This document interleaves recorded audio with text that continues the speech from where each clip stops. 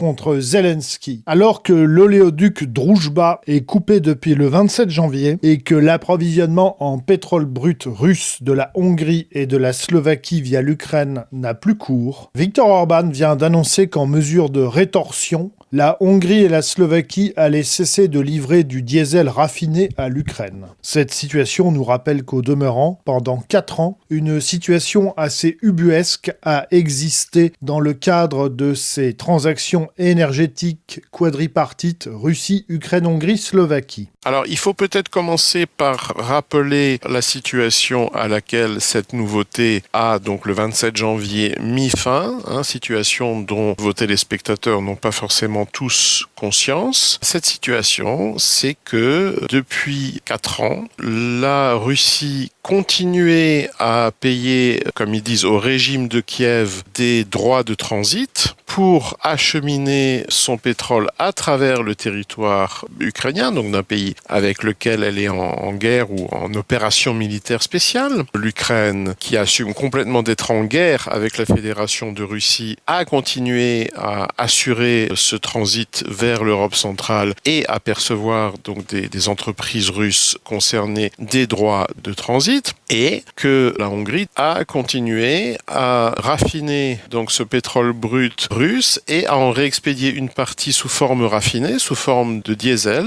en Ukraine, où le dit diesel a notamment servi pendant plus de 4 ans à faire fonctionner les camions et les blindés de l'armée ukrainienne. Il est d'ailleurs à noter qu'une telle fermeté dans la rétorsion de Budapest et de Bratislava est tout à fait inédite, mais qu'elle intervient plus de 3 semaines après l'interruption de l'oléoduc. Ce délai relativement long pourrait s'expliquer par le fait que ce n'est pas la première fois que la livraison de pétrole via cet oléoduc est interrompue. Cela a eu lieu à plusieurs reprises durant les dernières années, mais jamais plus de quelques jours, en raison des bombardements russes ou ukrainiens à proximité de l'oléoduc. Mais Budapest et Bratislava ont sans doute pris le temps de discuter entre eux et de consulter et négocier avec Kiev avant de prendre ces mesures de rétorsion, même si l'impact de ces dernières ne devrait a priori pas être excessivement sévère dans l'immédiat. 3 semaines, c'est quand même long. Peut-être pas au regard des,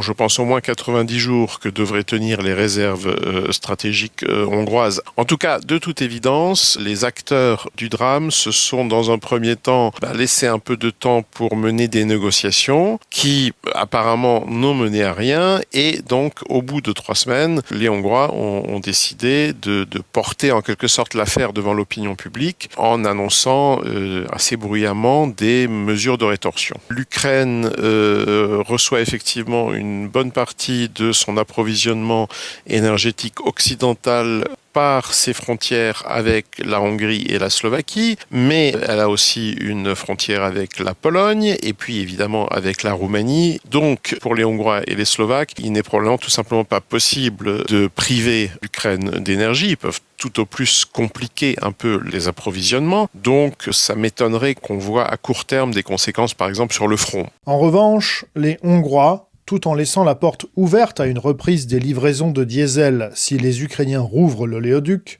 ont également laissé entendre qu'ils pourraient suspendre d'autres livraisons à l'Ukraine, en particulier d'électricité. Or, à la différence du diesel, une cessation de la fourniture d'électricité à Kiev via la Hongrie pourrait avoir un impact beaucoup plus important sur l'Ukraine, qui se trouve d'ores et déjà dans une situation extrêmement difficile de ce point de vue, avec une économie de plus en plus défaillante et une population civile en grande souffrance du fait du manque d'électricité. Mais le bras de fer risque bien de se poursuivre, en raison notamment des enjeux pour Volodymyr Zelensky, qui tente de forcer la main à Viktor Orban, qui se montre très hostile à l'adhésion accélérée de l'Ukraine à l'Union européenne. D'une certaine manière, l'un et l'autre sont en campagne. Alors Orban de la manière la plus officielle qui soit, mais on pourrait tout aussi bien dire que Zelensky, à sa manière, est aussi en campagne, disons, la campagne pour sa sortie de scène, c'est-à-dire dans le cadre des négociations de paix et ou de cessez-le-feu en cours, essayer d'obtenir des victoires, notamment des victoires symboliques, ce sont les moins chères, suffisamment retentissantes pour lui permettre d'espérer une sortie de scène honorable et, disons, pas trop mouvementée à Kiev. De ce point de vue, je pense que la question de l'adhésion accélérée à l'Union européenne et pour Zelensky, cette satisfaction symbolique de l'adhésion accélérée à l'UE doit être un enjeu de premier plan. Or, le principal obstacle qu'il rencontre sur cette voie, c'est l'obstruction hongroise, dans une moindre mesure aussi slovaque et peut-être tchèque, mais avant tout l'obstruction hongroise. Et de ce point de vue-là, il y a donc effectivement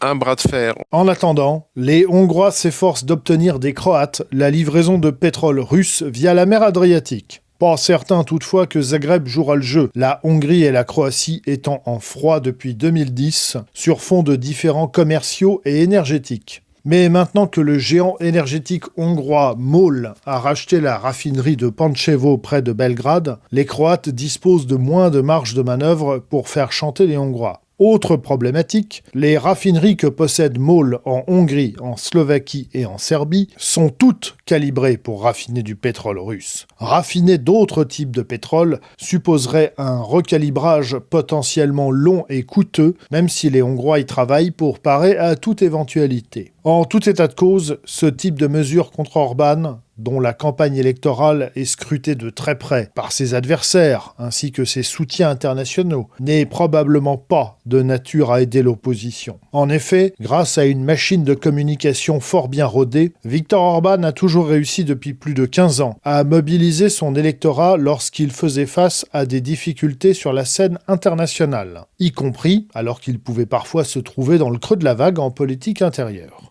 En agissant de la sorte, Volodymyr Zelensky a peut-être donc marqué contre son camp. Réponse le 12 avril, jour des élections hongroises.